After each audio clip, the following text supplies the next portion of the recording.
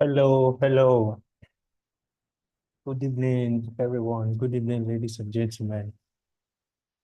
It's the final class of the week, and it's 5 p.m. Party chairman, party members, please galvanize your group members to join the class. You have the next 300 seconds to call on each and everybody to join the class today. This is one of the most interesting class of the cohort. It's about the youth, it's about politics, it's about challenges and solutions to look forward to.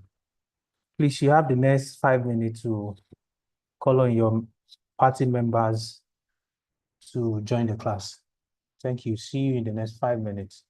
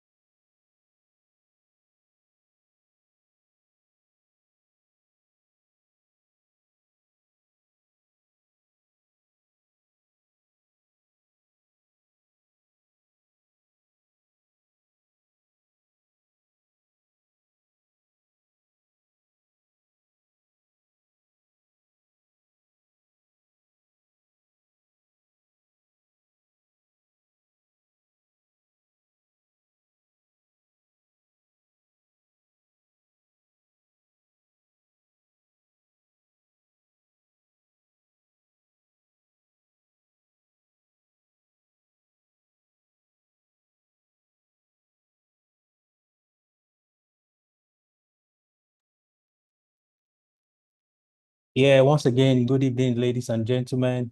Welcome to the last class of the week, which promises to be very educative, enlightening, and insightful. And our facilitator for today is one of the young people in politics of today, and she has proven to be an active voice in the political ecosystem of Nigeria, and especially in the youth arena of the ecosystem. Please stay attentive while I introduce our facilitator for today. Our facilitator for today goes by the name Risola Abiola. She is a young politician, communications specialist, and government relation professional. She is an advocate for gender equity and youth inclusion in governance who works at the intersection of politics and civil society to promote enhanced representation for marginalized groups in decision-making structures. Ms. Abiola was Special Assistant on Media to the former Speaker of the House of Representatives, Right Honorable Yakubu Dogara. She also served on the Board of Trustees of the governing of All Progressive Congress from 2014 to 2018. In 2022, she contested for the position of National Youth Leader at the APC National Convention as the first woman since the formation of the party to do so. Ms. Risola is a United Nations Women Intergenerational Mentee. That is one of the 25 young Nigerian women choosing to carry on advocacy regarding meeting goals outlined in the Beijing Platform for Action. She also once served on the advisory board of the World Youth Movement for Democracy. She runs the social enterprise known as Derisola Abiola Foundation, a non-profit domiciled in Abeokuta, her hometown, and was established with the aim of carrying out social development programs. She is currently, as we speak, the Senior Special Assistant to the President of the Federal Republic of Nigeria, President Bola Ahmed Tinubu, on citizenship and leadership. Ladies and gentlemen, please, with a resounding applause from wherever you are, welcome our facilitator for today, Ms. Risola Abiola. Welcome, welcome, ma'am.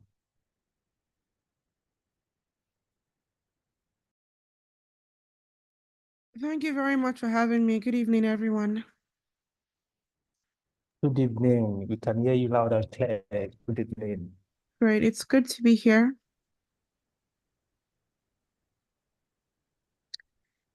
So my topic for today is the challenges of young people in politics. The presentation was made a while back, just trying to summarize my own experience and the experiences of other young people as well that I've been able to observe. And I'm really hoping that the conversation is one that impacts everyone positively and that we can all learn something useful and impactful from this session.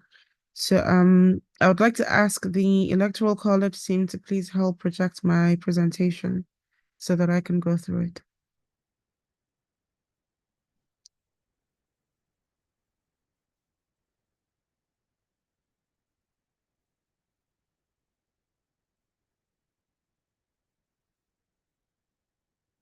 Okay.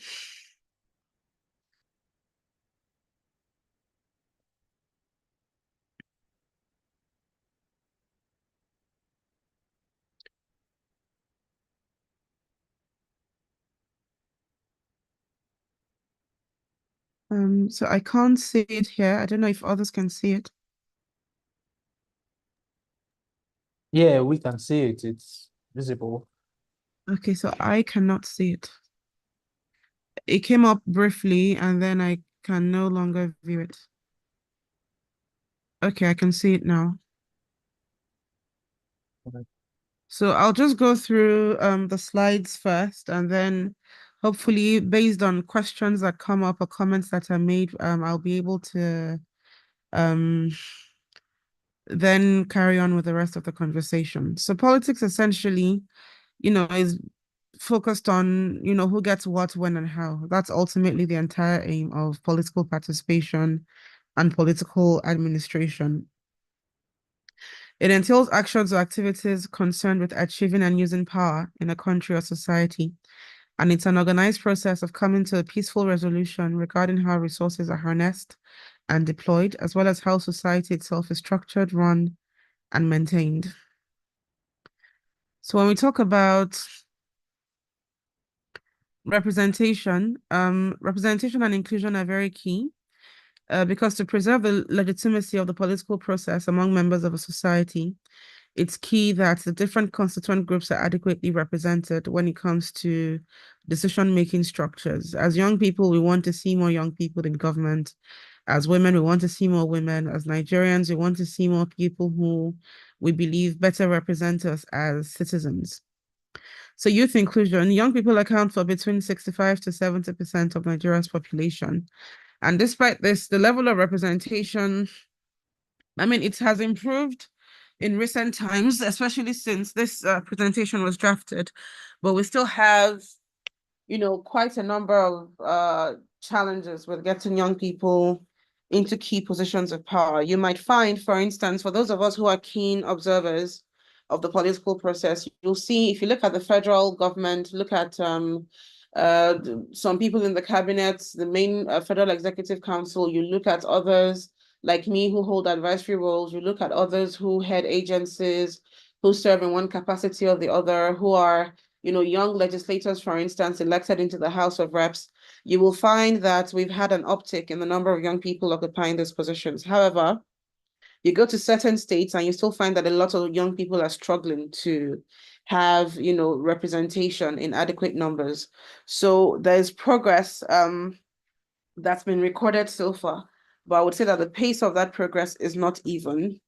And since Not Too Young to Run was passed, we've seen it's like it really helped to galvanize young people, especially for elections. And we've recorded a degree of progress in that area as well with respect to youth representation. So pathways to power. Every time I have this class, I mention that I need to update this presentation. So pathways to power, there's running for office, there's appointments, and then of course there's also working within the party system to exert influence. So running for office could be at the ballot, which we all know, you want to run for a key position, you want to be governor, you want to be a state assembly member, you want to be a House of Reps member, you want to be in the Senate, you want to be a councillor, you want to be a local government chairman. These are positions that will see you running through the ballot with an election that is conducted either by INEC or the State Electoral Commission. You have to go through primaries, you have to secure the party ticket, there's that. Holding a position within the party, it could be classed as running for elections as well, but it's not an overt election, so to speak.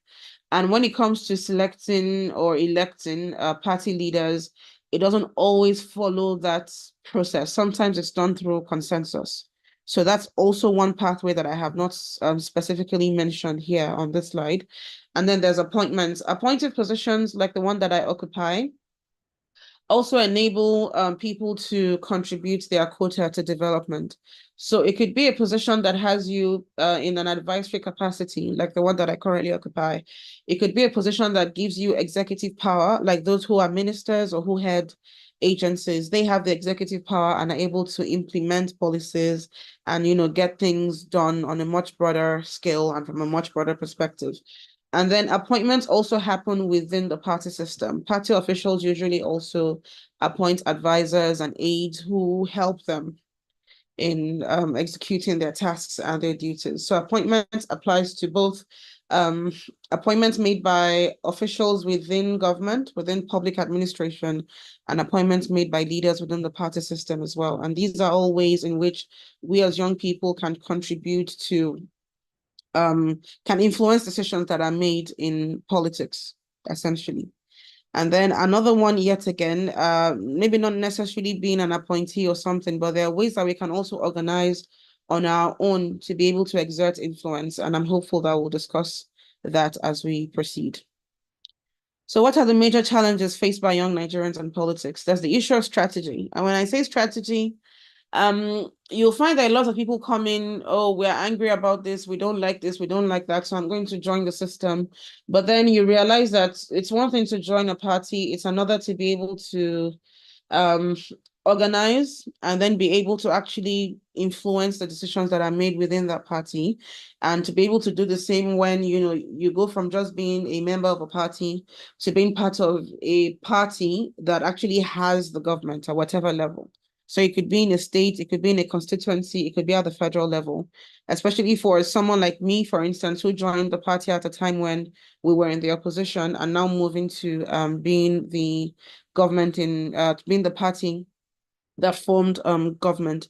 So there's the issue of strategy that a lot of young people from my experience seem to struggle with. And a key thing to understand with that is it's one thing to be so activism is where many of us started from. I also started with activism, but going into the political party system, you need to adopt a strategy that is significantly different from the way you conducted your politics, so to speak, when you were only in the purely activist circles.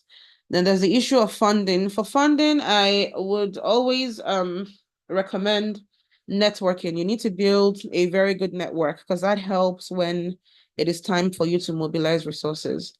And building a network doesn't just, it's not really just based on personal relationships or friends and family. It could also be from the work that you do. You're able to build some credibility. For instance, my network has been extremely helpful now that I occupy a position in government because government, for instance, and this is digressing quite a bit, but there are always things that you want to do, but then a major challenge of government is limited resources. So being able to mobilize resources from outside of government is a very key skill that young people who are looking to be in government or serve in government someday should have.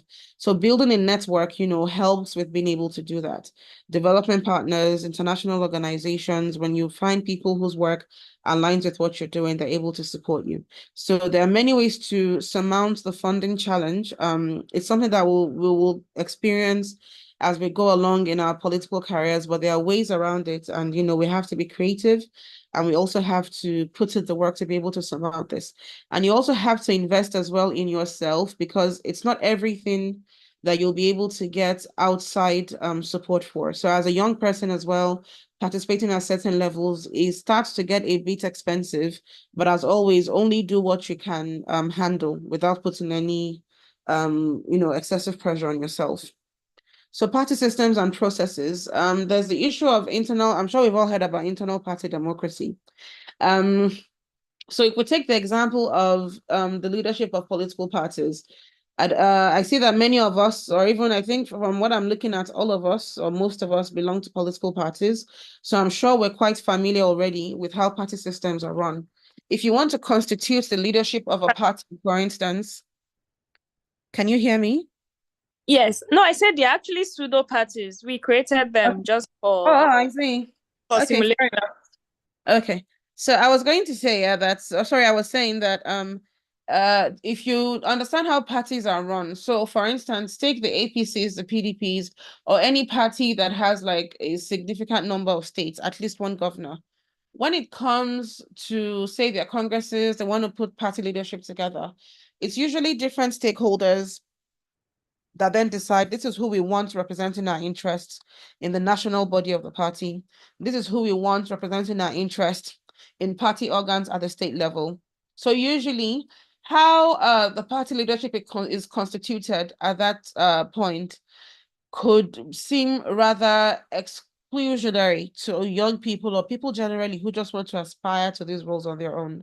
So that's one major challenge with the major political parties generally actually, because even in the smaller ones, and I'm not being haughty or anything, but even in the less established parties, there are still power brokers who get to say, look, this is my party, this is what I bring to the table, and I want this position for my own bloc.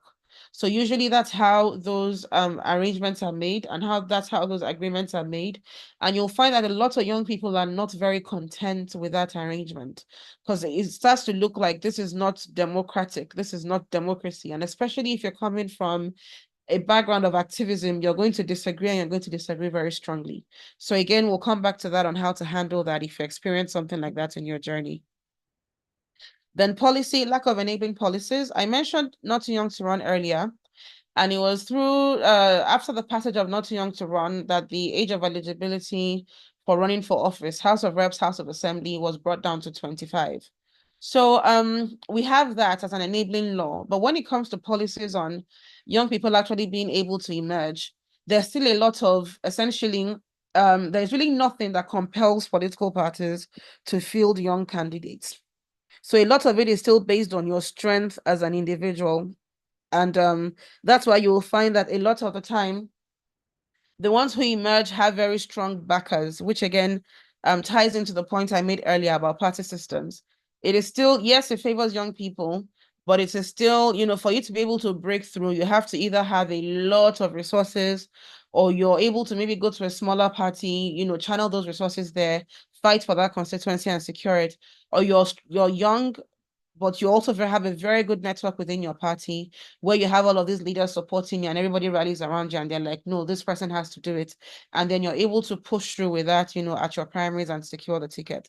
So because of the system, young people are emerging, but it is still an uphill task for them to do so. Then cultural bias.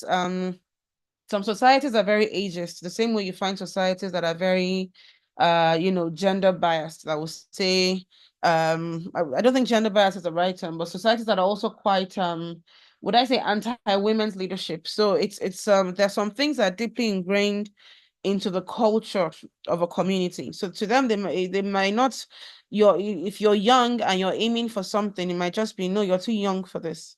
And it won't matter, how qualified you are. It won't matter what plans you have.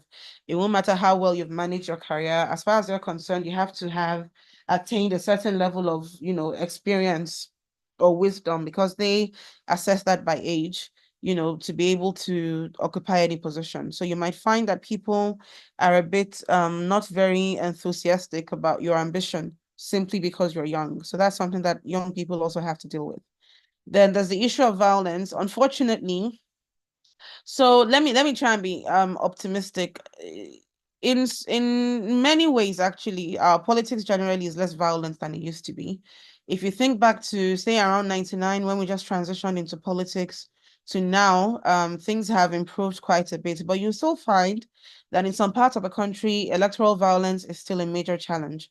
So that could be very discouraging for young people who are just venturing in, especially when your parents get to know that you want to run for office and they begin to panic, as they rightfully should, because they love you and they don't want to lose you. And for women especially, any perceived weakness, when your opponents perceive that you're weak, they turn up the heat and the intensity of their threats and intimidation and aggression, and for women, especially young women, youth, it's both young men, young women. When you're female, especially, there's already that impression that, yes, you're weak. So young women even tend to be more impacted by the violence, than even their male counterparts.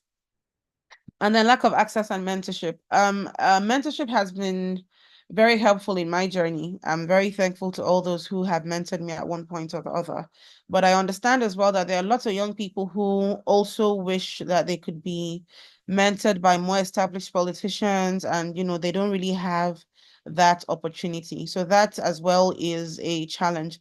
However, we've seen programs come up recently, like the Legislative Mentorship Initiative by the former speaker, who is now the chief of staff, and quite a number of, I think, a few other fellowships of that nature. There's a Latif Jakonde Leadership Academy, aimed at helping to bridge that gap and to prepare young people for a life of public service. So we're seeing more of those coming up, and it's really helpful, especially for young people who are, at a crossroads and wondering, so how do I get to participate in politics? And then excessive monetization, which ties into the issue with funding that I mentioned earlier, is also a major challenge for young people. So what are the solutions? What can we do to surmount these challenges realistically? So I would say, regarding the strategy one, if you're choosing a political party, it's not a decision to be emotional about. You have to be logical about it. If, for instance, you're in a place where, let's say APP is the prominent party, and then there's some party called PPP, and there's nothing going on there, and then you go join them. I mean, it can work for you. Say you want to run for office, you've already built some momentum, you have a lot of money, and you can fund a structure from the ground up all by yourself and build, a formidable structure that can deliver on an election. That means you take care of your agents. Essentially, whatever you want to do in that constituency will entirely be run out of your pocket. If you have the resources, then yes, go ahead. And you're sure you stand a good chance, then yes, go ahead. But otherwise, it's always better to join systems where there's some level of prominence in the area where you want to participate, where you can also learn, the local politics, where there are other people that you can learn from, people who have occupied key positions that you perhaps, have ambitions, around, people that you can learn from, structures that you can learn from, a real party, that can help you cut your teeth and learn truly what it means to be politically active. However, there's also the place of passion. So for me, for instance, when I was going to join, I had a serious axe to grind with PDP at the time. So there is no way, even though they were the predominant party in Nigeria and my state back then, there was nothing that could have made me join them. So then I opted for, I think initially I was supporting ACN, ANPP, and then during the merger process, I joined other young people and we formed the youth wing of the APC. So there's also the place of passion in the decisions that we make, especially our political decisions. But no matter how passionate you are, one, know why you're joining, and then let that reason be what leads you to make the pragmatic decision or the logical choice of the political party that you join. And then after joining, what worked for, I would say, those of us in the APC Youth Wing then, when we started out, was that we worked, we leverage on our numbers. So what do we have as young people that the older folks don't have? We have a larger portion of the population. We have vigor. We have, the passion is still there. Our passion has not been tempered with time or disappointment. We still believe that things can be done. We still believe that, we still believe all those nice, lofty things. They have been battle tested. They have gotten weary. They are older. They have seen all sorts of things. They're not as willing to jump at things. We still have all of that. So what we did was to come together, in our numbers, form we called ourselves the youth wing of the party, even though the party did not have an official youth wing. And essentially everybody accepted us as a party's youth wing, even though, again, there was nothing like a youth wing in the party's constitution. So being able to do that, I think it's early mover advantage because the party was just being formed. And even before the party itself had been officially registered, we were already holding events as APC Youth Wing. So it was very hard for any leader to then now come after the registration and say, oh, who are these kids? Because we were essentially at the forefront of the party's engagements, even before the elders had concluded the whole registration with INEC. So I would say in whatever system you join, try to identify like minds and then work on, putting up such a formidable presence that you can influence what happens within that party. It's not going to be easy. It wasn't an uphill task. It's still not exactly that easy now. But with time, since it was around 2013, this is 2025. Today, we can boast of, a significant number of young people in different positions, even as elected officials as well, at different levels, state level, federal level, local government.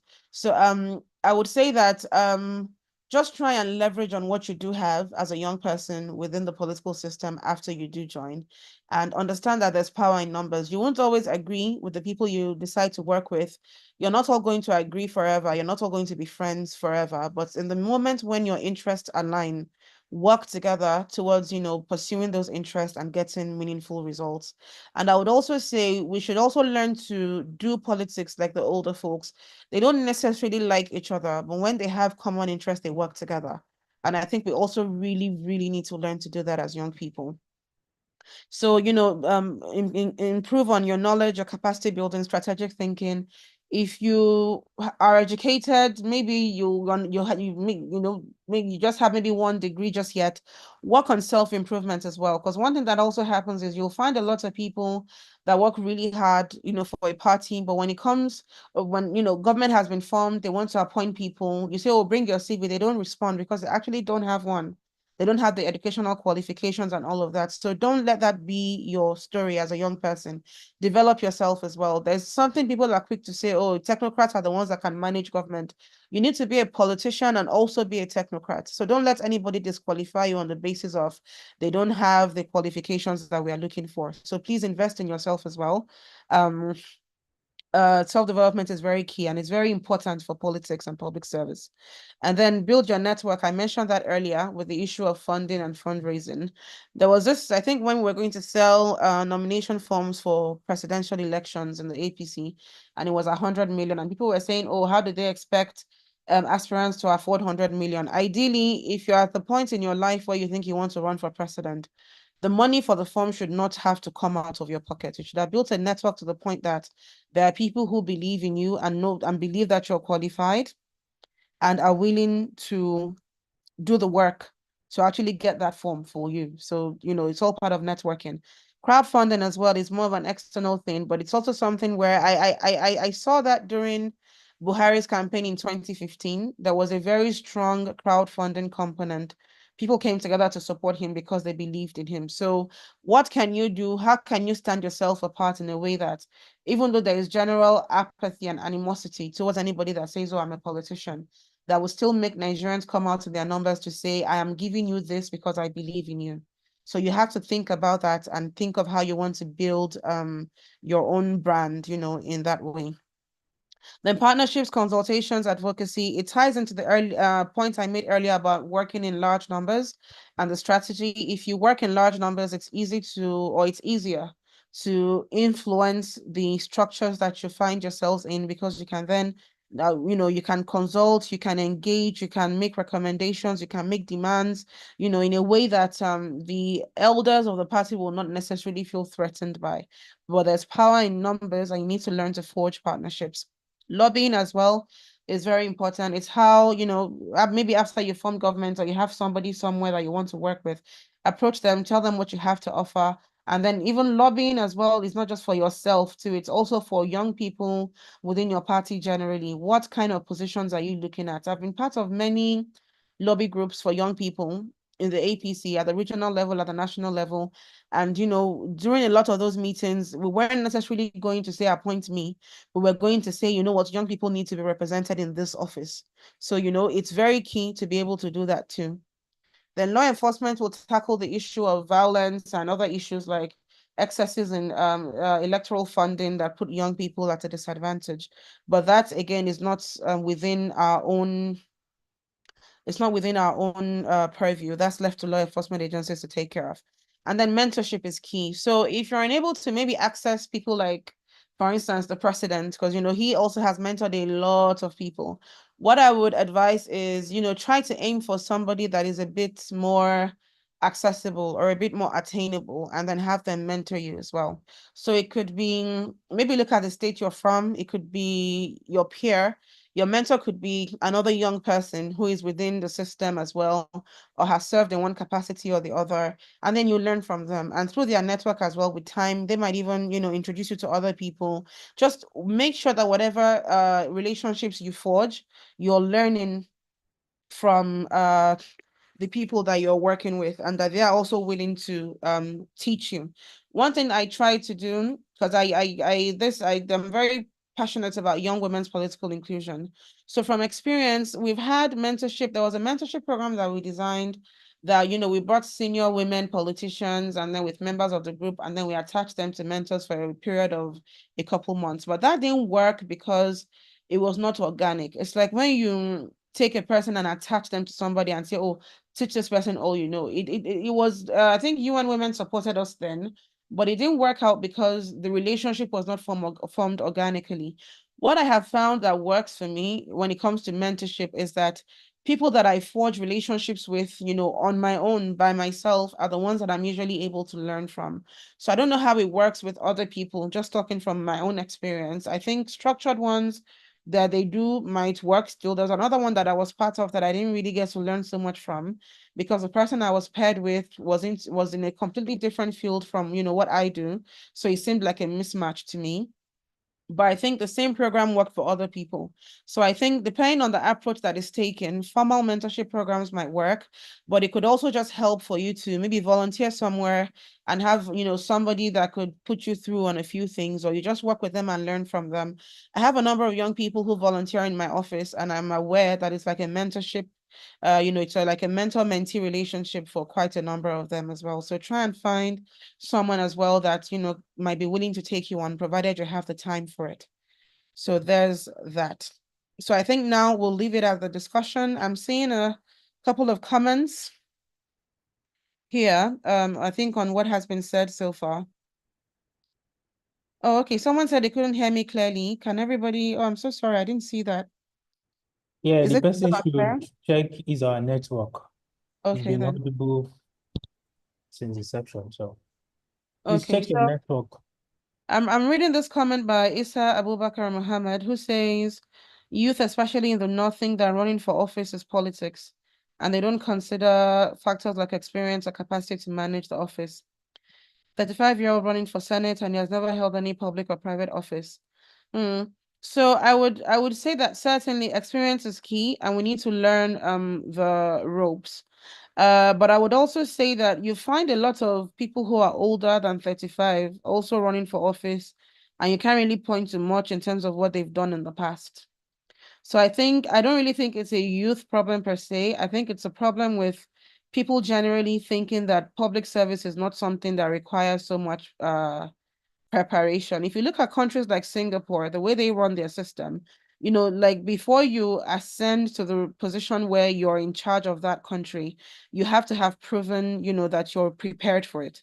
So I think one thing that I'm really hoping can change with our own generation is to understand that public service is a career like any other. If you want to be a financial analyst, for instance, you can't just walk up to, a finance company and say, oh, I want to work here because, well, I have a passion for finance. You have to be qualified for it. So, I'm really hoping that that's one message that can really take root in young people. We need to prepare for public service. And that's why I also made the point earlier about self-development. Go to school, get all the key certifications, do more in terms of developing on what you have, study further. If you want something, you have to pursue self-development in that field. Um, Annie Akak says, I'm interested in LGLA, but I have read here that it's only for Lagos residents. I wouldn't know about that. Just do your research. They're online. You could look up their website, but it's a Lagos State program. So as far as I know, I think the last two, but just check. Let me not say anything I'm not sure of, but check, do your research and see if you can apply for it. Um, it's very pertinent for us to be strategic in placing ourselves in the right position in the realm of politics to remain relevant in the political value chain. So I would say that yes, being strategic is key, but you also have to be mindful because you'll find a lot of people who are very obsessed, I'm sorry to say this, with self-promotion at the expense of actually adding value. So you don't want to be the kind of young person in the system who it's more noise than substance. So in as much as you're trying to position, also ensure that your work speaks for you and that there's actually work to speak of, because that's very, very important. At the end of the day, leaders usually know who's working and who's not.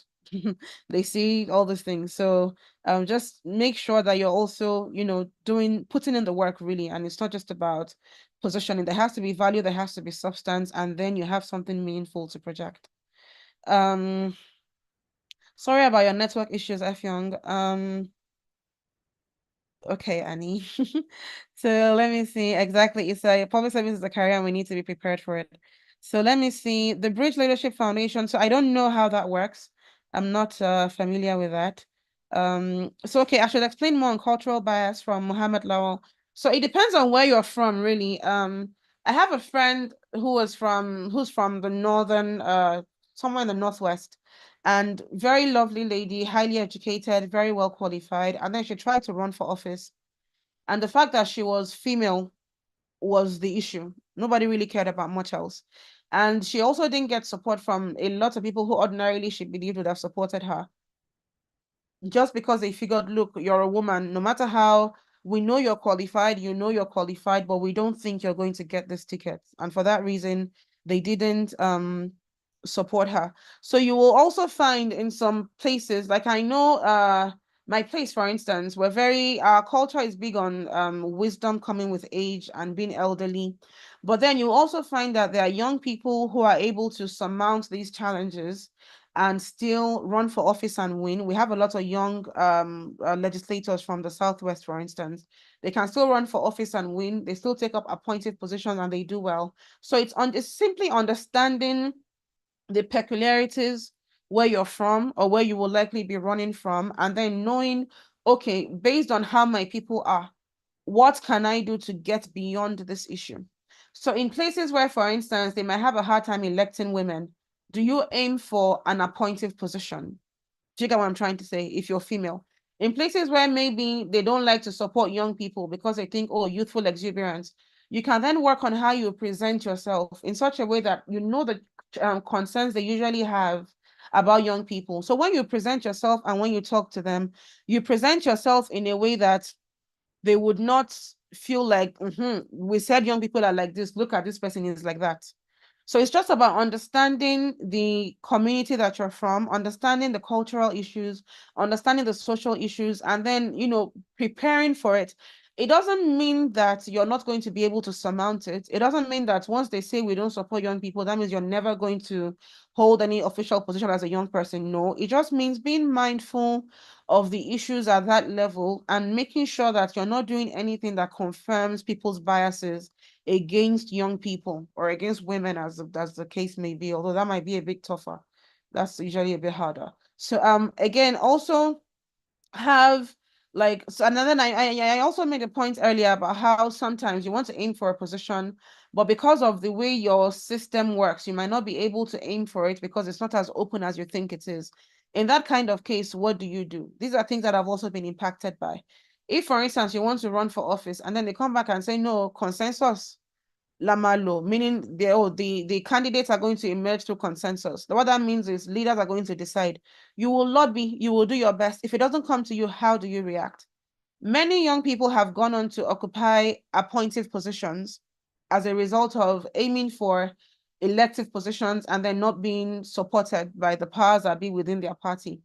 So understanding also, and this is a different topic now, understanding also related as well, not different entirely, but understanding also that sometimes, say you want to run for reps or you want to run for assembly and you don't get the support that you need within the party, doesn't mean that other opportunities cannot come up. So always just focus on giving your best, doing your best, putting in every effort that is required for whatever you aim for, and then maintain good relationships with your party leaders.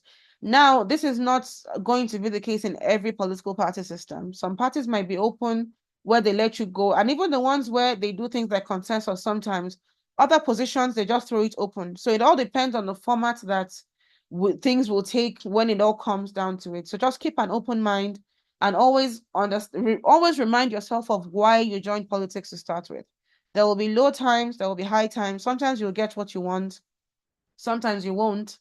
Sometimes you won't get anything at all, but always remember, okay, why did I join? What do I want to do? And hopefully that is to add value, and let that always, determine your course of action. And I would also advise you always have a second address, something that you're doing. So even if politics doesn't work out, you're not like depressed. And whatever it is you're doing, if you do get to the point where you're running for office, please don't sell everything you have because you want to do election. I'm begging you in God's name.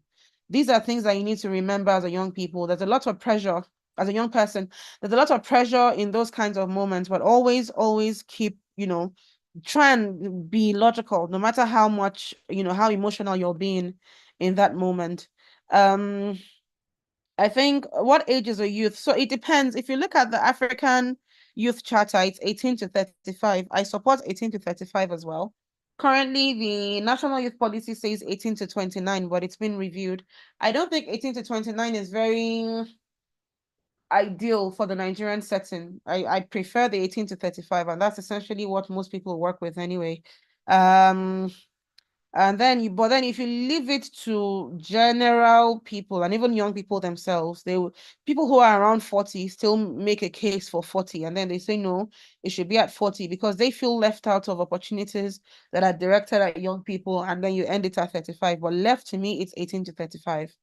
So then what else did I see here? How can gender and cultural barriers in politics be broken? So the gender one requires quite a number of allies and advocates rallying around women who are being, would I say, victimized. There are instances where it's actually really crazy. There's a Southwest state where, so let's say, for instance, you're from, let me use my state as an example, but this didn't happen in my state actually.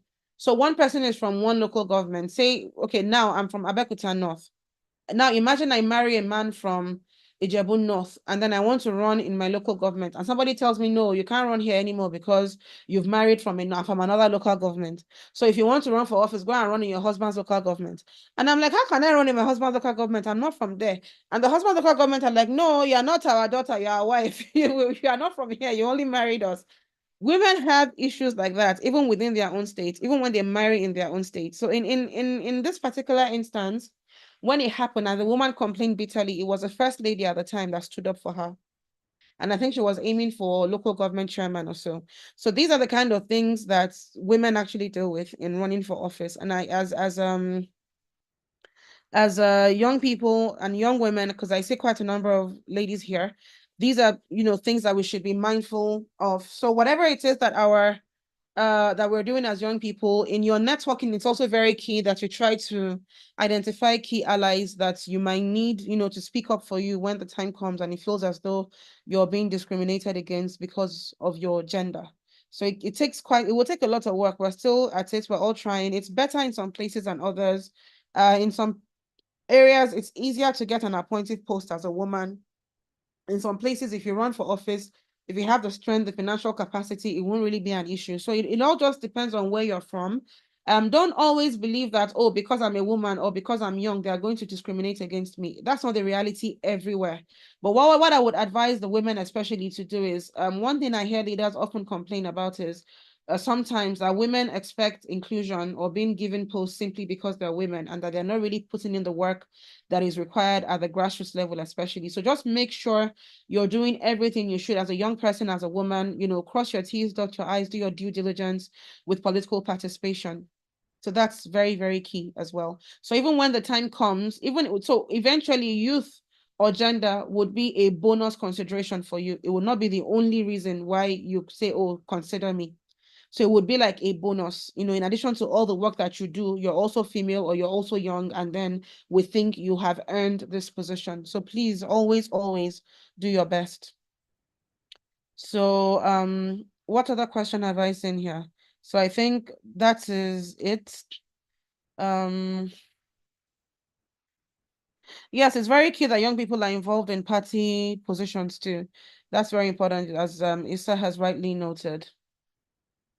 So what policies can be implemented? We already have the not too young to run. There are states where there is quotas. Like I know Ekiti has a gender and equal opportunity bill that addresses quotas for women.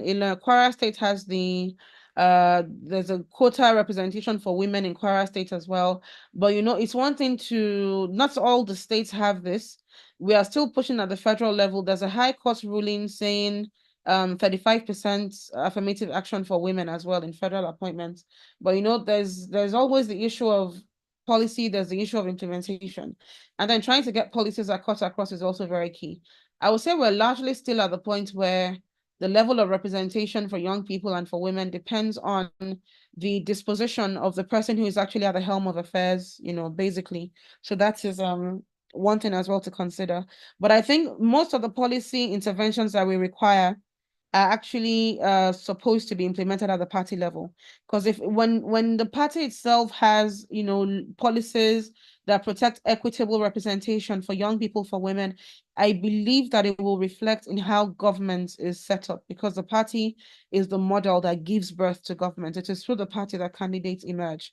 So I think that's one thing to consider. Actively seeking So I think, Patrick, I would advise you to just relax and try and build relationships.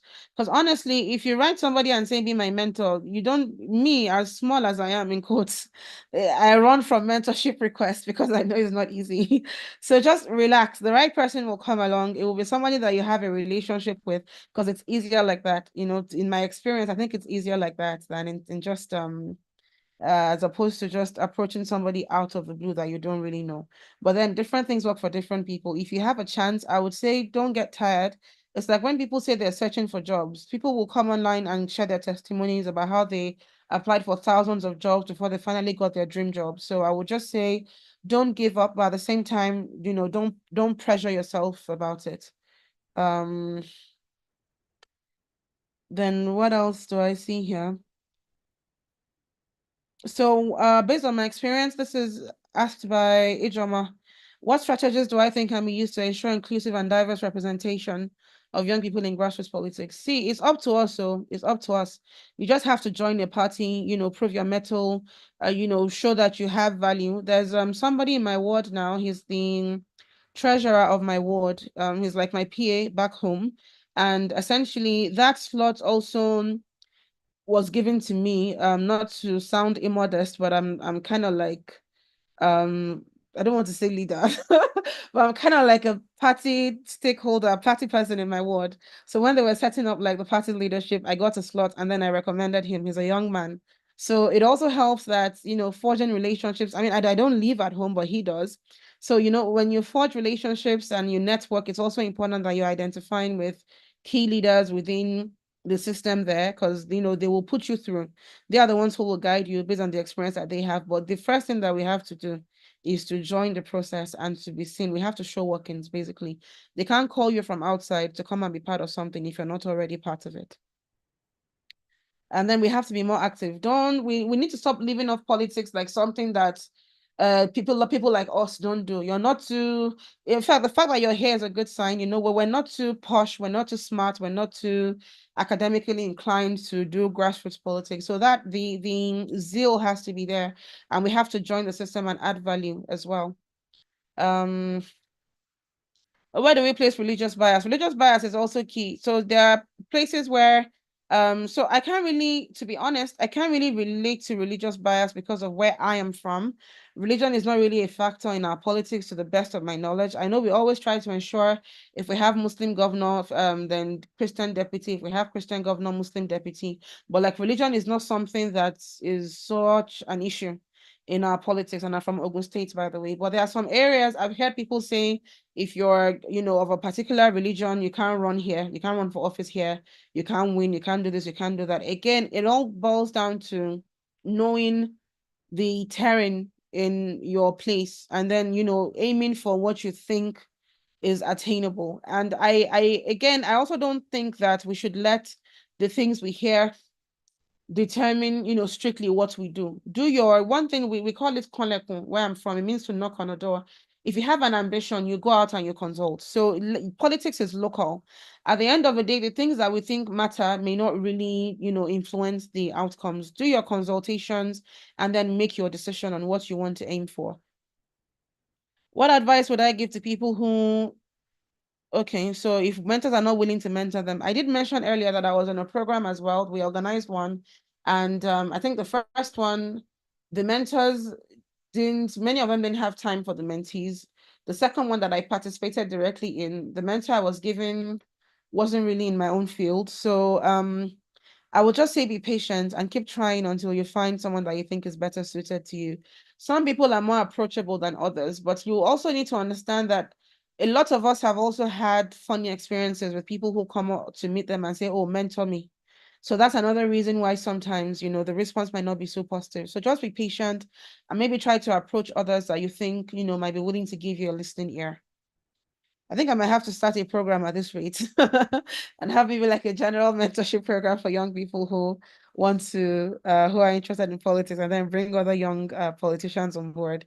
So as a young person who is constantly exposed to discouragement, how do you navigate these challenges? So when you talk about challenges, my father was politically active, and essentially it's the fact that he ran for an election that he won and was not willing to let go of, and then he got imprisoned, and then he died in prison, and then in detention, and um uh I don't think it gets much challenging than that. And then being a child of that kind of person and saying, I want to do politics, as you can imagine, I've also had to answer a lot of questions. So I think it's just about what you want to do and what you want to be. There are people who grow up saying, I want to be a singer, and then they pursue that, well into their adulthood, and they catch a break or they don't.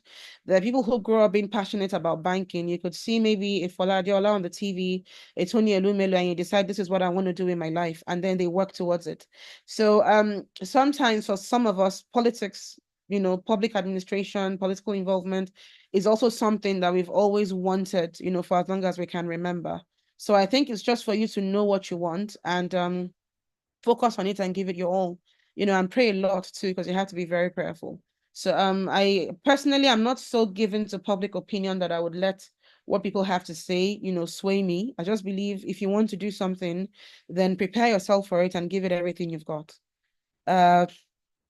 Politics is a war front. So it depends on where you're from, Michael. If you're not from a place where it's like that, well, it depends on where you're from. And I would say that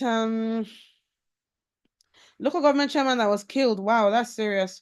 So security is very key. If you're going to be involved and you think you want to do that, then please make adequate arrangements for your security. At the same time, if it is the running for office that causes issues, you can consider appointive positions. So maybe start from the appointive positions first, or party leadership positions first. And then as you grow within the system and you're better able to make provisions, to guard against these things, you might be able to then proceed.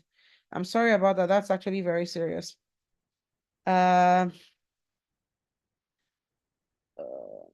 I'm trying to see, organize a mentorship program I would like to attend. I'll think about it, inshallah. I will think about it. It's just that we all have so much on our plates, but maybe I'll talk to a few colleagues and then I'll see if they are willing to, be part of it. Then what role do political parties play in promoting or hindering young people's participation? I'm sorry, I see that hands are up. It's just that questions keep coming as well. So I will stop after Yazid's question to then take the hands that are up. Inshallah. Sorry about that. Okay, So you what can role do do that political in the next parties? 4 minutes. At Yeah, exactly sure. 6 p.m., we can move Okay. to the Well hand. noted. Okay. So what role do political parties play in promoting or hindering young people's participation in politics? So as I mentioned earlier, so the way it is, yes, political parties are mostly led by people who are elderly. So when they've always done something a certain way, you need to be able to engage them and to be patient too, because they won't always respond immediately. So what I would advise, political parties, there should be a lot of lobbying, a lot of engaging the leadership of those parties to state the fact that, look, this is the turn of young people. I think things have actually really, really improved, because I know when we just started out with the APC, it took a lot of convincing, to get certain things done. But I think with the current state of things, I don't think any serious political parties would decide that they don't want young people to be active within their ranks. So just engage them. The role they play is actually quite broad in terms of one, policies. For instance, if a party decides that they actually want young people to be represented in the leadership of their parties, then they have to make a very deliberate effort to achieve that. And then when it comes to representation in government as well, I made a point earlier about how the leadership of a party is likely to influence how the government itself is set up. So that's one thing as well that young people should consider, and that parties also need to provide leadership and guidance on.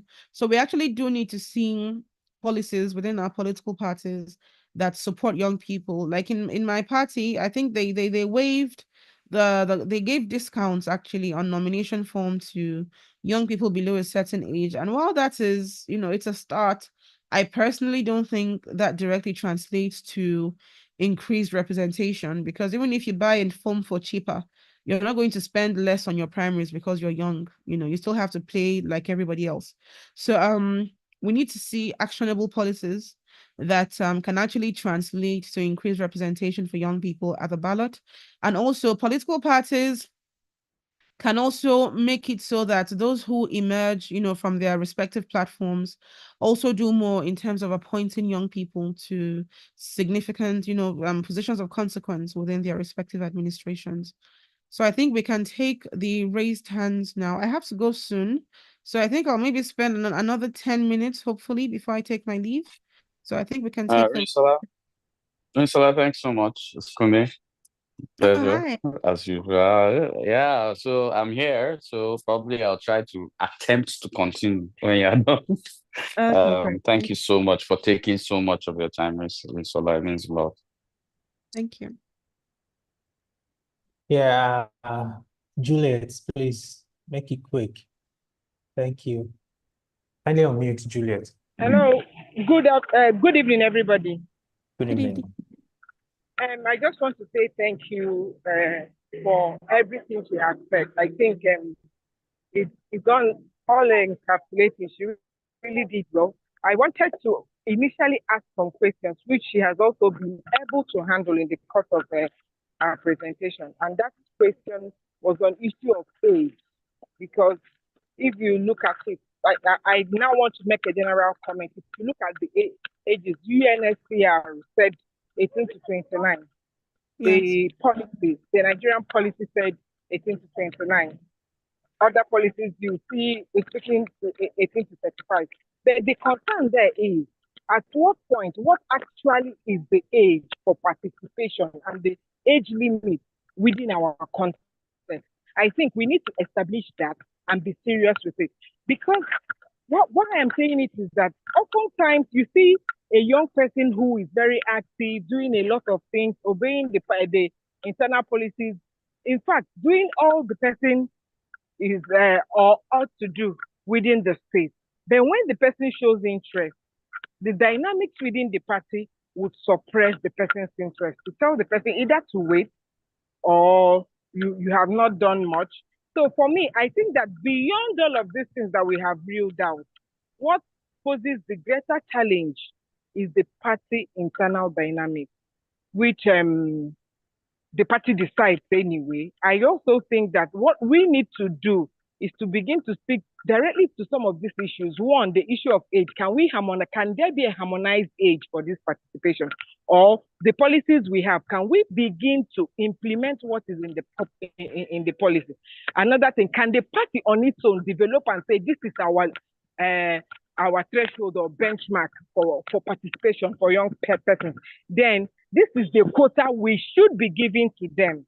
If there are things like quota, specifically we give this to the young persons, or at social point we do this for them, I think it will go a long way at least helping young persons to really do their best and participate within the political terrain of Nigeria. Thank you very much.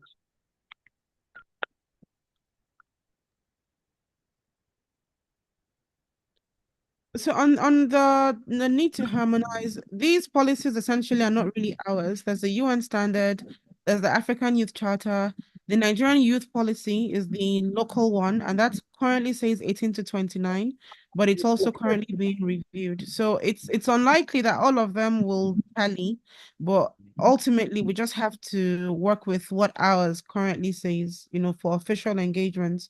Although personally, my personal thoughts, I think that 18 to 35 is more realistic. Thank you. Thank you so much. Akachuku Ijoma, can you please unmute? Okay. Thank you so much. Can you hear me? Clearly, Yes. please.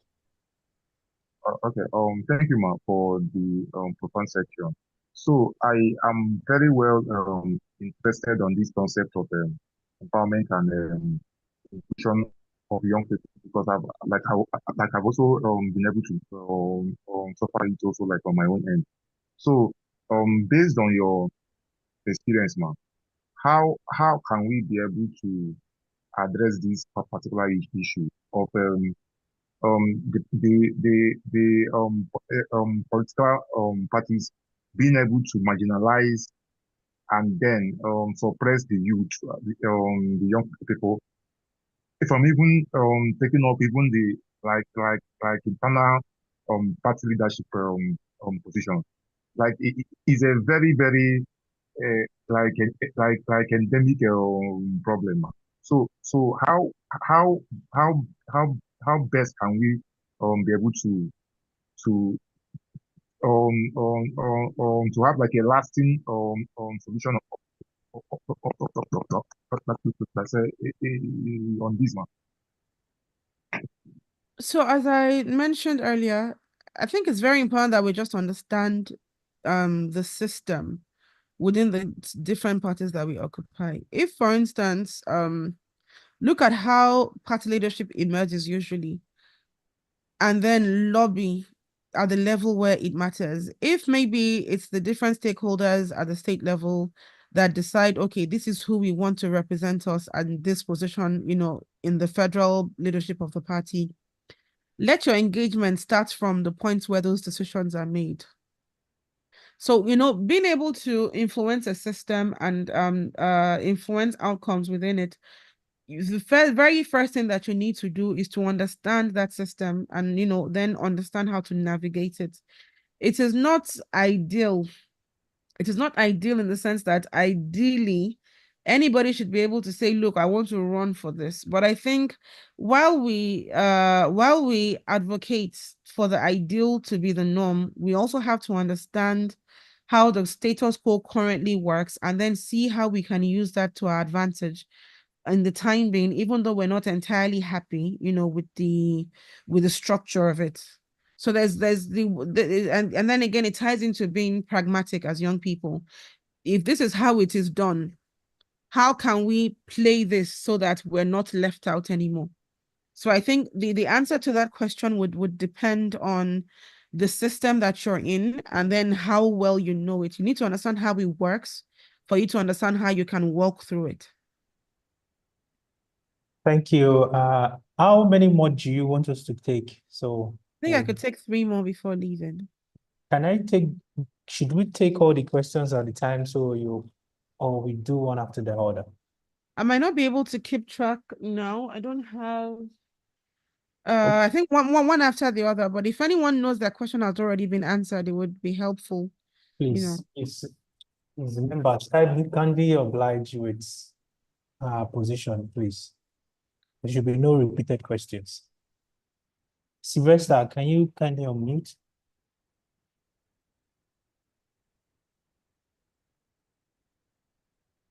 Sylvester, are you there?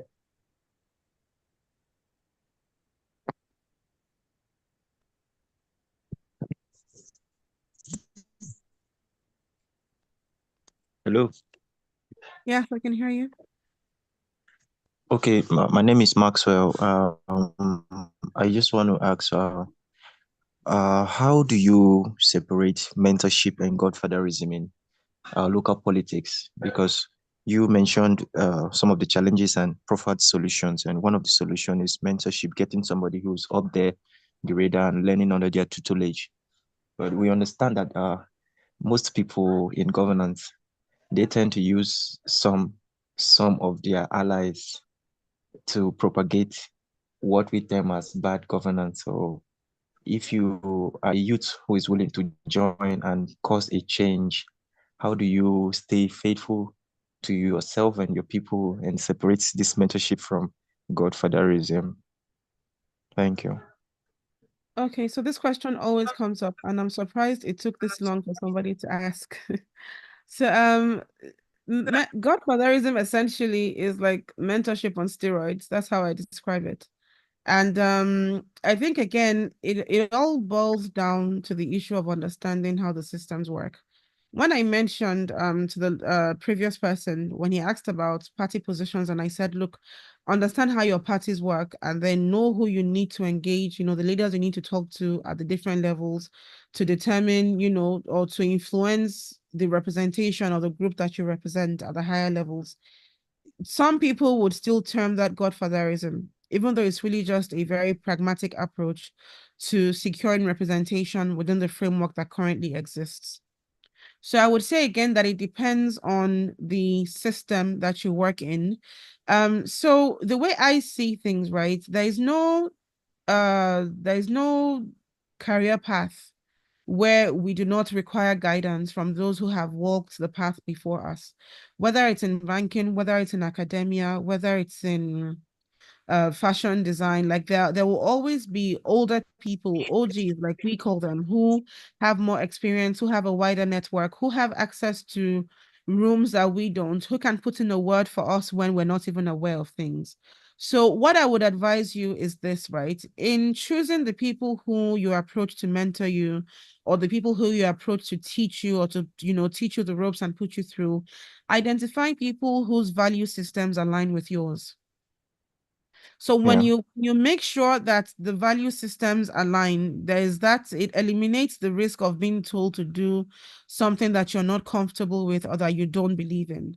So always approach mentorship from the perspective of don't demonize a thing that you have not even approached yet simply because of what you've heard. Some of the mentors that I've had are like people who have served in so many different capacities. If I had made up my mind, based on the kind of things I've heard from young people, I would never have gotten the opportunity to learn from them. So I would say don't have a negative opinion of mentorship within the political system based on the kind of things that you've heard or the kind of things that people say. Just make sure you choose somebody, approach somebody that the value system aligns with yours. And if you noticed earlier as well, when I was asked about mentorship and choosing a mentor, I said, relax, don't just approach just anybody. Try to form a relationship with somebody. You can't form a relationship, in my opinion, with a person that you don't, align with on a certain level. So just make sure that whoever it is you're approaching is somebody that you consider right for you, who shares a similar worldview and whose value systems align with yours. And at the end of the day, if anybody ever asks you to do anything you're not comfortable with, the decision ultimately lies with you. You can always say no. So the decision always lies with you. So don't ever feel pressured to do anything that you know is not right or that you're not comfortable with. Thank you. Ibrahim Umaru, can you please summarize and ask your question? Oh, okay. Good evening, everyone. Good evening. Good evening, Mr. Presenter, Ms. Rinsola. My own is regarding the challenges faced by young Nigerian in politics. On that slides that you discuss on that, like lack of enabling policies and party system and processes and funding. My own is party system and processes. I think in 2020, I was able to run to a seat of a councillor in my wards in Bauchi State. What I experienced is that most of the party delegates or party escorts are people that are that are already what do we call mentored or trained in terms of not giving the youth an opportunity to be elected as a party candidate for any election. Because what I experience is that the masses are with us, but the delegate or the escorts of the party, because most of them, they are elders. Even the youth leader that you can run to is a kind of person that I think is not a youthful age. So my question to that is, what advice are you going to give us in terms of navigating or closing that gap in the party escorts? Because if for any candidate to be a flag bearer or to come up for the masses to vote, they have to pass that process, because like we have two category of election, the primaries and the secondary election. So Yes. what advice are you going to that we can close that gap? And secondly is regarding the enabling policies and funding. Most of these allied, they make sure that the youth doesn't have a desired funds to because I run for the second time again, but I got it. But what first me the second attempt is the funding, where where anywhere I go to campaign, people have said, but once they will come because they have funding, if I go like for this awards or this poly units or this political if I spend 100 naira, then they will be informed and they will come and spend 300 naira. So, what advice are you going to give us on these two issues? Thank you very much. So if I understand the first question correctly, I think it has to do with, if you have the support of the masses but not the leaders within the party, what do you do? And there have been a number of instances where young people emerged despite, that same situation. Again, the local politics is what will determine, the route that you take to circumvent it. If there is a power block that is unyielding and unwilling to support younger candidates, then you guys as young people need to band it together to form an alternative, block of your own. And then essentially just tussle it out. And you also have to be mindful of something. When parties, like for instance, during congresses, the time when the party congress is held, and this is a bit more technical now, but there's something called a congress during which party leaders are elected at different levels of the party, like ward level especially. That is when the leadership of the party is constituted at the grassroots. And those leaders that you're talking about, who gets to stay or assume a role during that congress is what will determine whether the power will remain where it is or whether it shifts. So you have to be very involved in your grassroots politics if you know you have ambitions within that community, because whoever emerges through Congress, if it is those leaders that put them there, they will be loyal to those leaders and they will do what they ask them. Except, of course, you're able to find a way to compromise them. But then again, as I keep saying, it sounds repetitive, but it all depends on the local factors at that time. So whatever you can do, if as young people you've realized that these people are very unwilling to support you as young people, you can identify other people that they also answer to. Because if you want to run for councillor, that means you're dealing with stakeholders at the ward level. Maybe it's within the local government or senatorial or state level. There is always somebody that a leader somewhere answers to. Find the leader of that leader and go and meet that person. And if you're able to get them, on your side, they can talk to the person that is being difficult, that is giving you issues. So you have to do your stakeholder mapping, understand the challenges, the difficult people, how to circumvent them, how to get beyond them, and look at what you can do in terms of influence to also ensure that you also have a decent crop of people holding key positions within the party structure, during congresses and when congresses come around. Because if they go and put in a whole lot of people that are, hostile to young people, and they are the ones who end up having all, the power after congresses have been concluded, it's going to be more difficult for you guys to be able to forge ahead. So you need to work together amongst yourselves, close ranks, and then see what you can do realistically to surmount those challenges. So as you're working, to be able to have your own people within the structure, you also need to work to align yourself with more leaders, even outside of the scope of influence of the current crop of leaders are making things difficult, within your ward or within your immediate community. The second question I didn't really hear so well, but I think it probably has to do with something like funding. But what I advise generally regarding that is never do more than you can comfortably do. Because at the end of the day, when they take from you, when they can no longer take from you, they will leave you alone. So always prioritize yourself and have a limit. You can set a budget. Once you've exceeded it, that's it, it's done. So just always prioritize yourself and don't do more than you're comfortable with. Thank you. And the final question for the day, Stephen, can you please unmute? All right. Good evening and thank you, facilitator. My name is Stephen. Mine is a question that you are going to answer after all I'm going to say. I want to believe that our youth, they are facing what they are facing right now because of the value system that we have in our society. How old was Yakubu Gowon, who was head of state? Many of us on this platform are way older than him when he was head of state. How old was Awolowo? How old was Zik, Tafawa Balewa, and the rest of them that we read when we were studying social studies? Even if you listen to their speeches, you see how organized their minds were, even as young as they were that time. The question is, how much are the youth of these days doing? Anytime you want to rig an election, is the youth that is there to do it for you. You want somebody killed, is the youth that will collect the guns from you. If you want robbery, is the youth that is doing it. All the rape, anything that is evil in the society, It's the youth that is doing it. And politicians, the older politicians are saying this. They will never allow you to get close to power.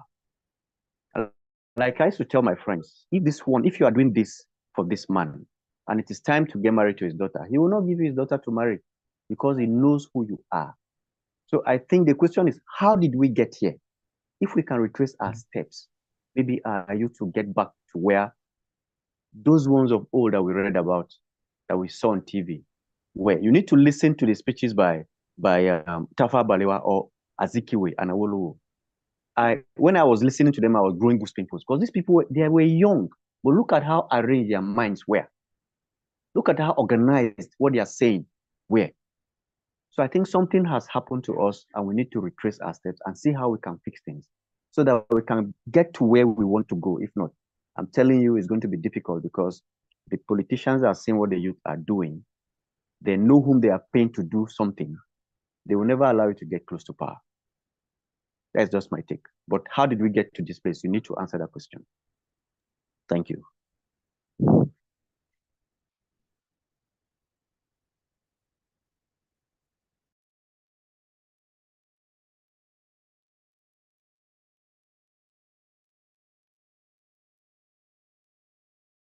Ms. Risola, can you hear me? Okay, I can hear you now. Oh, Uh, okay. So I was saying, right, that it's not about how old Gowon was or how old the leaders were in those times. We also have to be mindful of the fact that at the time when really young people were serving as head of state, as ministers, not many people were educated. So it was more of a function of who had the educational qualifications and not necessarily a function of age. So that was why they were able to ascend as quickly as they did. And if you notice as well, President Buhari just concluded his term in 2023. So they stay for as long as they can within the system as well, within the political system, despite the fact that they ascended to these positions, much earlier and much younger. So it's more of a question of education. And at that time when they had the opportunity to be heads of state, to be ministers, there were also a lot of I'm sorry to say, irresponsible young people around too. So it's not an issue with just our own generation. There will always be outliers. There will always be those who maybe struggle a bit. There will always be those who, act in concerning way. Older politicians cannot say they will not give you a chance because it's young people who foment trouble. There are lots and lots of young people as well who are doing really well, who are serving the country, who are putting Nigeria on the map, many living outside of the country doing great things. So it's very important that we as young people do not put forward arguments that detract from the common cause of young people. There will always be people who conduct themselves in a manner that is concerning. We don't say we will not vote for elderly folks because, well, we're not pleased with how many of them have managed the affairs of our country. So we shouldn't then be the ones putting forward arguments that also aim to put young people down. So that's a perspective that I personally don't agree with. And on developing young people generally, well, we have all it takes to also support each other. And this effort, for example, is part of efforts being put together by other young people to help other young people who are interested in public administration. Thank you. Thank you so much for that brilliant closure. And there is a general consensus I need to amplify. Everybody wanting you to have your own Risola Abiola Youth Mentorship Symposium. Maybe if that can go along with every of your birthday celebration. Oh dear. We'll Want be to put me in glad. trouble. We'll be glad. You have the capacity to do that. I will think about it. People And should not put me in trouble. with the help of the Electoral College, ED and the DED are there for you. Yeah, we Please. could actually do something, come to think of it. If So, I'm going to do anything, Rinsola, yeah. no, go ahead, Rinsola. You know I'm always ready now. I know, So I know. you give the call now. You know I'm always ready. I await your command. Abel I Kuta, is it? will, Let's go now. yeah, that's what I was going to say. That if I'm going to do anything, I would want to do it in my hometown. But Yeah. I'll think about it, inshallah. the Electoral You, College you, you- giving birth to Risola Abiola Youth Mentorship Symposium. There's Stamp. a As an foundation chief visit. already. There's a foundation that I used to do youth focused programs in my state. So I think we could just do something regarding that. But let's Rin- it's a bit far off. Rinsola, all Yeah. I'd ask is that you just guarantee that egusi in Abeokuta. You know, that's the only place I like egusi. Just Well, guarantee that egusi, I'm fine. I'm I'll fine. think You got about it. me. I'll think about Okay it. then, Rinsola, thank you so much. All So I'll right, take then. over the class from here. Thank you so much, Rinsola. Rinsola has always, been there for us whenever we called upon her. I'd like to thank Rinsola personally on behalf of the Electoral College Board and its region. So right now, I will try to complete the remaining questions and comment post Rinsola having to leave us. She's a very busy person right now. So Bye. it's It's always been a pleasure great. to have you, Rinsola. Thank you Thank so you so much. much Thank you for so having much. me. So thank you, everyone. Shamsu, do we have any pending Yes. questions available? Okay, Yes. I'd like to attempt them. Mr. Atiba, kindly unmute.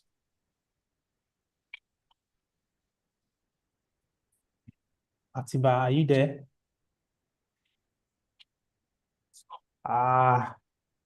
And there is Sylvester again, ED.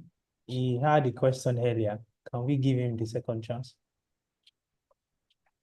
Okay, you can go ahead now. Shamsu, you're in control of everything now. I follow your orders. So. As the Lordship will do so.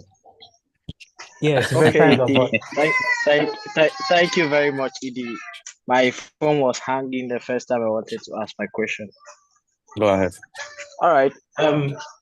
Politics. I see it as a culture. So what happens in Akwa Ibom is not what is happening in Lagos State and other states. So we have primaries in Akwa Ibom State, and our leaders, the leaders of the parties, they already have people.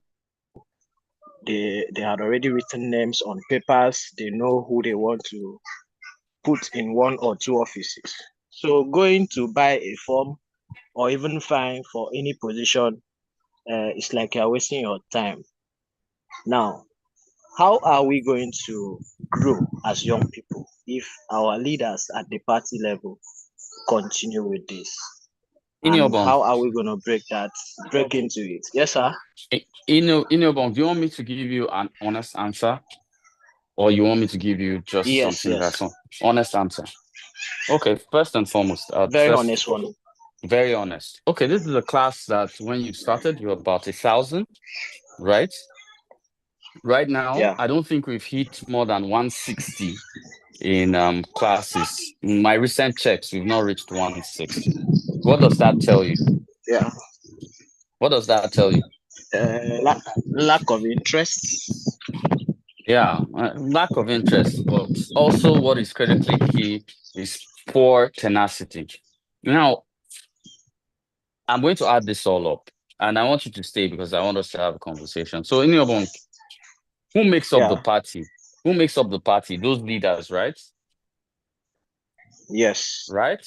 But are they all? Leaders are fewer than followers in the party, right?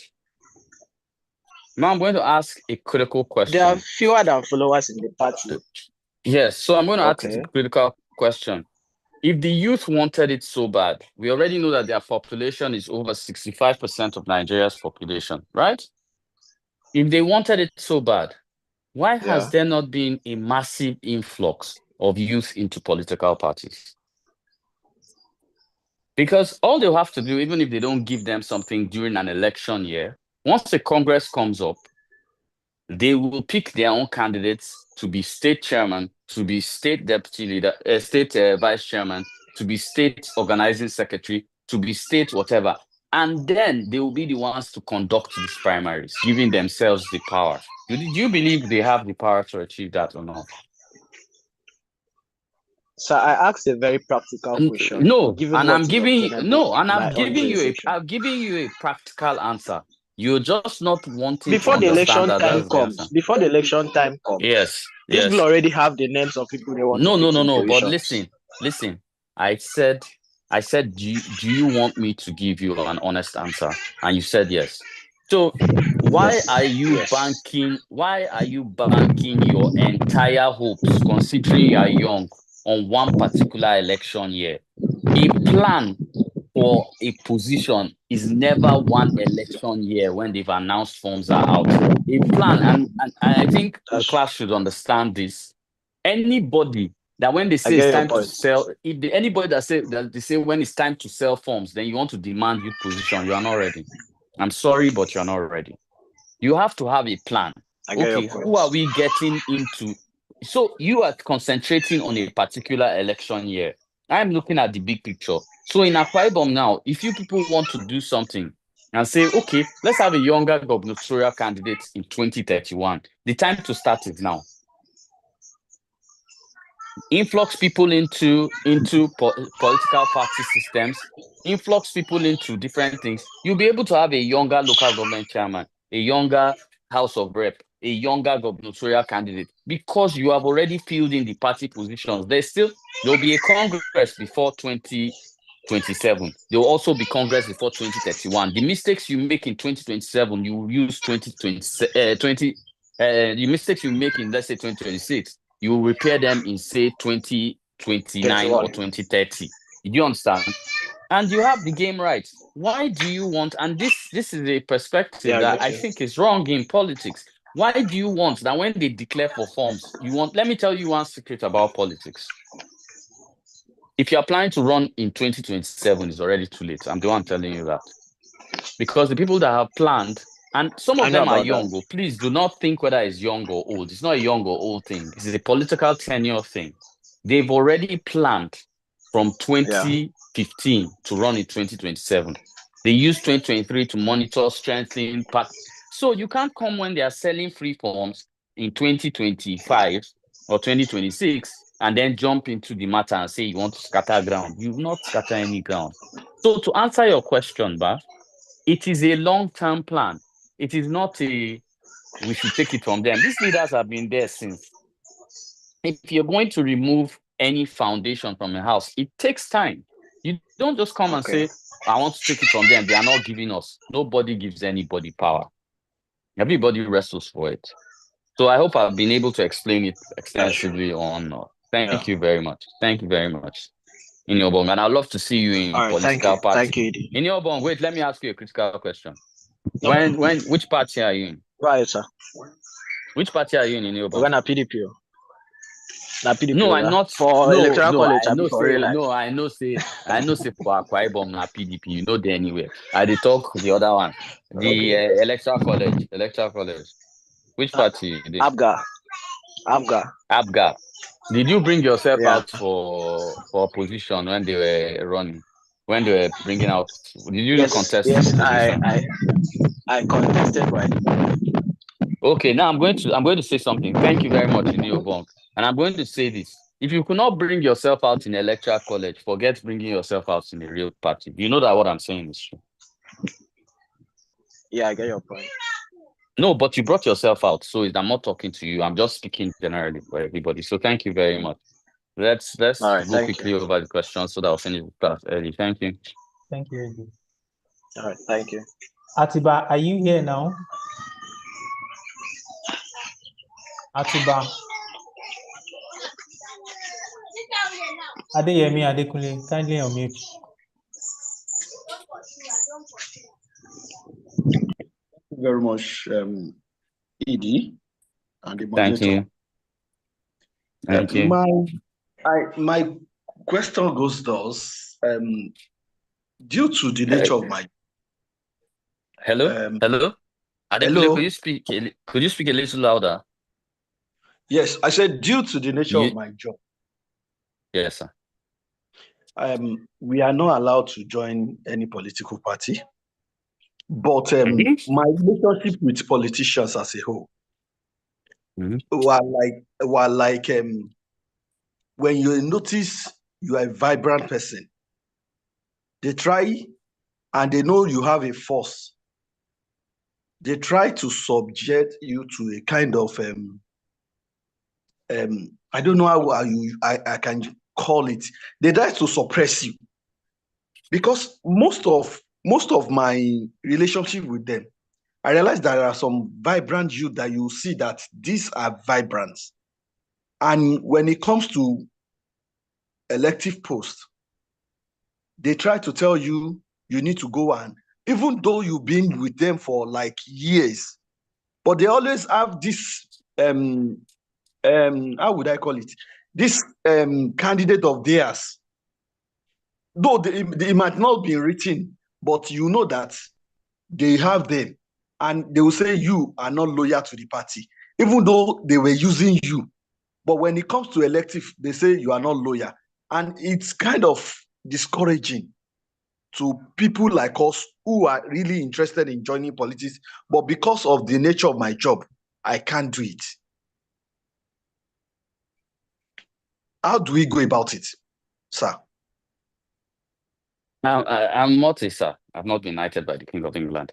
But Adekunle, I'm going to ask you a critical question. You are Adekunle, right? Which means Yes. you're from a royal family. Crown Yeah. to your head. Crown to your head. So Yes. Adekunle to Adekunle. And so now Adekunle to Adekunle, let's have a conversation. Adekunle to Adekunle. Okay. Your family is heir to the throne. Yes. If another family is sneaking and wants to start arguing the throne's matter, what will happen? Nawala. Oh, I don't like the way you said, oh, then you want to sneak up on already existing powers in politics and you don't expect a fight? What do you expect? A handshake? I've always, from the beginning of this course, I've told all of you, politics So you is mean war. I gentlemen don't know. in politics? See, I've told you politics is war. I don't know why it is hard for our generation to understand it. There is nobody. Okay, so I'll give you an example. Why is it that the Senate cannot vet electronic voting? They can. But why would I vet electronic voting when I know that people at home now can vote, which means people like me will not be brought back into the Senate? I don't go agree that thing now, bros. You see, when I turned it to royalty, the moment you say, beautiful. Now that's the exact position with politics. I'm seeing you coming. I'm seeing you are vibrant. There are two things I'm going to do, and it's a game of power. There are two things I'm going to do. Either do you and put you under myself, or I kill it. It's one of the two. So that's what is going to happen. So I don't know why, when it comes to politics, we expect a handshake, we expect hugs from people you want to take power from. Do you know what they did to get there? I'll tell you something. I had dinner with a senator in Cross River State, and there were quite a lot of people in power in Cross River, and we're at dinner. And it was shortly after my Senate race, and he said, Kule, you probably, it's quite impressed with what I've done, called me highly intelligent, but he said, you're still poorly strategic. And I took it as, then I was a little younger, more, aggressive. And I was like, wow, what's he saying? That exuberance of youth. And you know what he told me? He said, we had to take powers from our fathers who rode bicycles. He said, imagine you attempting to take power from us that schooled abroad. He said, and you guys are going about it in a poorly fashion. Okay, so what do you expect? What kind of resistance do you expect? I won't lie. For me, that has an answer to almost everything, something my mother chastises me over. But I didn't have an answer to that. I did not. So we need to understand one critical thing. If you think you're the best thing after sliced bread, you are learning. I ran for office in Abuja proposing bills, 49 bills before election, higher than any African legislator in history. How many votes did he give me? Less than 12,000. Not because I wasn't good, because I wasn't strategic. I learned a lot campaign nights. I was out the night, campaign night, the night before preceding election. I learned a lot. And I've worked on other campaigns, which has made me understand a whole lot more. The youth lack strategy, and they're not ready to even learn the strategy of it. Most of the time, when you tell them, they already have affixed notions. Like I had conversations, Godfather. There's a Godfather in every conversation. Be it law, be it medicine, there's a Godfather. Depends on which godfather you choose to align to. And Rinsola put it perfectly when she said, what values do you share? People just think because somebody is popular, the person should be your mentor. No, it's the person suited to where you are going. That's the question you need to ask yourself. And that's the question most of us don't ask ourselves. You just feel the person is popular, the person can speak a little English, and that person should be my mentor. Or the person can donate to your campaign. So the person should be my mentor. No, that's wrong. There are godfathers everywhere, in every sphere of life. And politics is no different. So I don't think godfatherism is bad. It's the notion of where the godfather is going, or the kind of things the godfather is going to ask of you that I think are bad. But the right godfather will put you strategically in the right places. I have a lot of godfathers, I'll tell you, a lot. And I learned from them. And I even learned from people you do not expect me to learn from. And they are my friends also. But that's because I want to understand what exactly is going on. So do not expect, like I've said, do not expect that anyone will see you coming. I'll give you an example. Even in civil service, let's say you are a brilliant guy, very smart, upbeat, ready to do things, and you come into the system and you want to scatter the way the system is, you'll be rejected. So I don't know Sure. why They you will don't ask they will expect ask you that. wait for your time. Now. They will So always say wait why? for your time. So Adekunle, why is politics any different? When it comes to politics, they hey, no, it can't be done in politics. Politics should be washed and clean. Come, the Obama that do you think he started from where he was? Obama was one of the greatest organizers of Democrat in the Democratic Party in the US from way back. But it took a family of godfathers, and that's the Kennedys, to spot him and say he must speak at the Congress. The rest is history. But what are you saying? I think we need to divorce ourselves from the notion that godfathers are bad. We need to also understand that there will always be leaders in every sector of power. And we need to understand that to take that power from those leaders, we need to be more prepared than they are. Far more prepared. Far more prepared. And preparation is not funding. I heard somebody talk about funding. Funding is critical in politics. I've never undermined it. But if you ban funding as your only problem, you will lose. If you doubt that, ask Atiku. No offense, no shots fired. Thank you. Thank you, sir.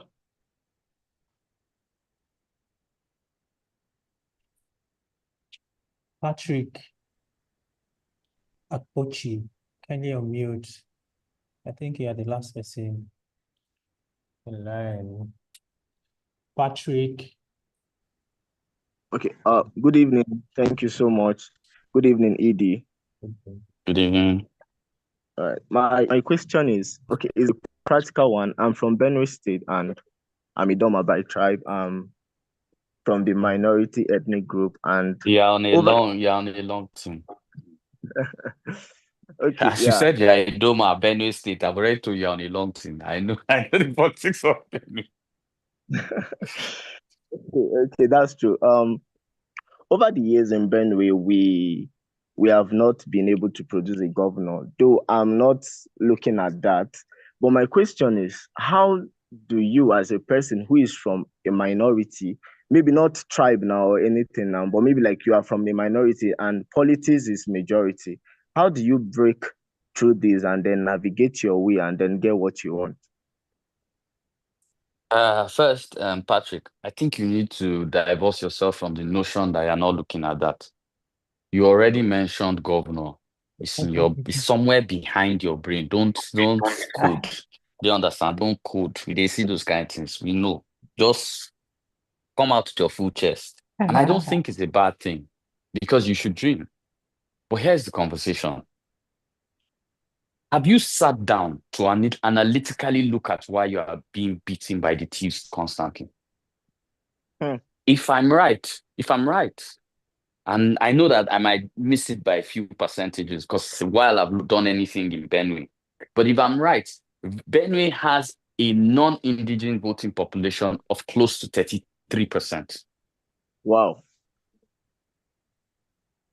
They are not thieves. They also don't have a plan. They can't be forced to vote for T.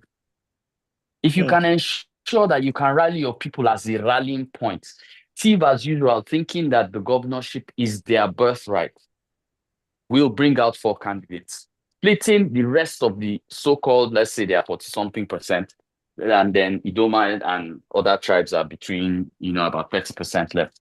So 40%, meaning T will bring out 4 candidates. What do those 4 candidates mean? Different parties, 10%, right? Yes, sir.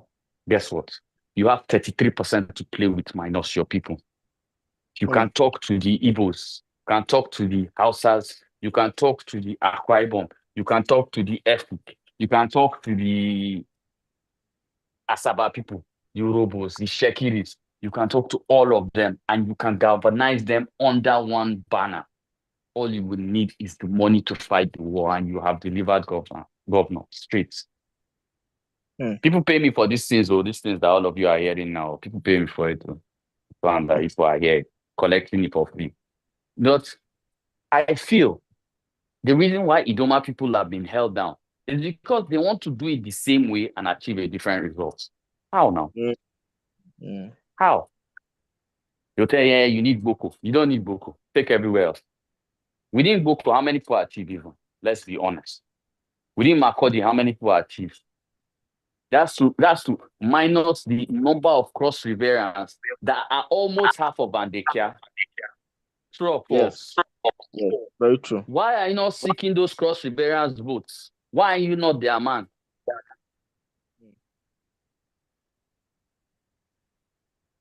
We don't pay attention to data. We run elections without planning strategically. We want to say, okay, if you put borehole in Makodi, or if I bring ShopRite to Makodi, you don't have a ShopRite till now, but no offensive. I know, I'm just saying. So if I bring ShopRite to Makodi, it means I'm going to become governor. That's not how to win an election. They should know you in Bandikia well. It's Steve land, but half of it is cross riverians because of its proximity to Ogoja. And you know that they go in and out, Ogoja people and Bandikia. It's like one town.